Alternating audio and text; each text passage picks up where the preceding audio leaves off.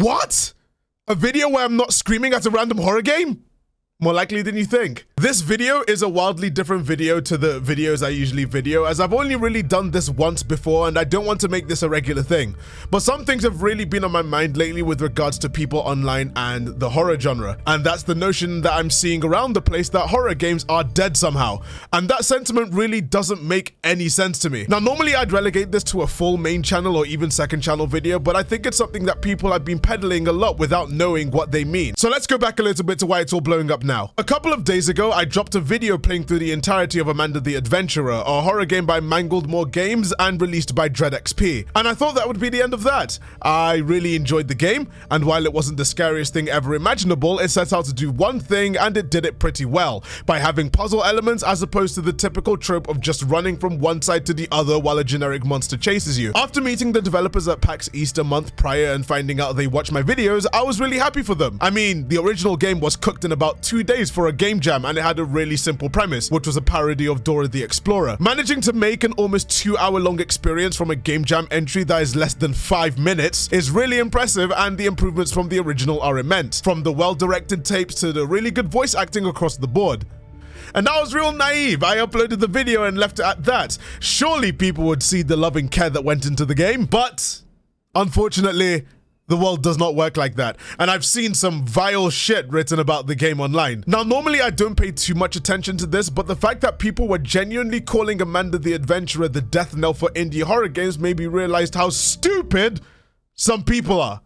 So let's get right back down to business. First things first, I think one of the wildest things about all the discourse I've been seeing about Amanda the Adventurer is coming from people that A, haven't played it, or B, formulated their opinion because they saw another person on Twitter say it, which is basically the same as A, they have not played it. After seeing the developers receiving a whole lot of abuse, I decided to make a post about it, calling people who are dishing out abuse absolutely miserable, because the devs literally did everything right with regards to the game's development cycle and publishing, only to get terminally online children throwing abuse their way. Let me explain what I mean by this, because I've by now muted the tweet, but there are a whole lot more things I wanted to say about the sentiment that indie horror games are dead.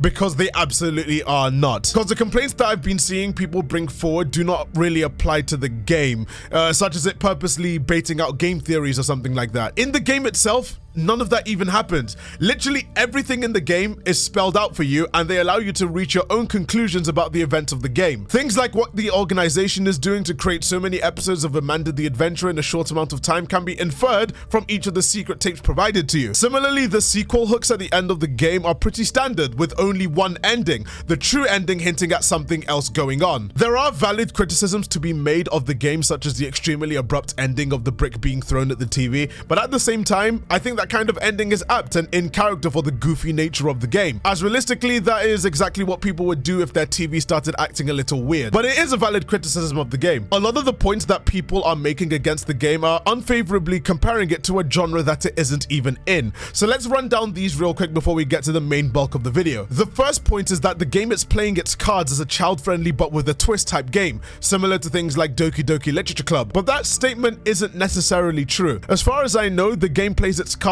instantly with absolutely no subtlety whatsoever. The game contains some horror elements from the very first minute in which you open the game, even as far as Amanda's face glitching out within 7 seconds of the menu being there. There are no subversions of expectations to be had outside the game itself, as it's marketed and promoted as a horror experience. This now leads into my second point, and it's people moaning that the game isn't scary, which in itself leads into the inherent brain rot that has been brought upon the internet by the existence of Five Nights at Freddy's. Because people are so used to having dark jump scare fests, it's suddenly a massive issue when a game is really light on its horror elements. Amanda, for example, is mainly a puzzle game with an eerie atmosphere, as you're on your own in an attic looking at tapes that clearly have a mind of their own. You can tell that the intended audience of the game skews a little bit younger, and that's okay. Not all games have to be made for you.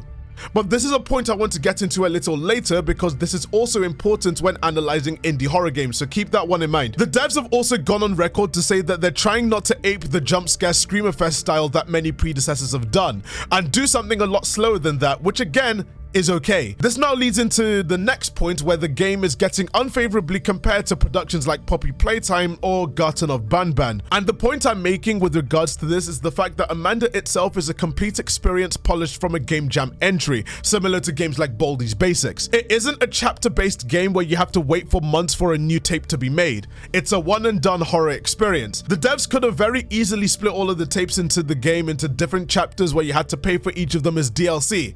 But they didn't, and made one clear experience from beginning to end. And you really can't fault them for that, so that criticism it never really made any sense to me. It feels like people are jumping on this weird bandwagon since things like Garten and Poppy showed up, that everything that has a VHS tape is the worst thing ever. This now leads into my final point and the major one for this specific video. This game is an example of indie horror gaming being dead.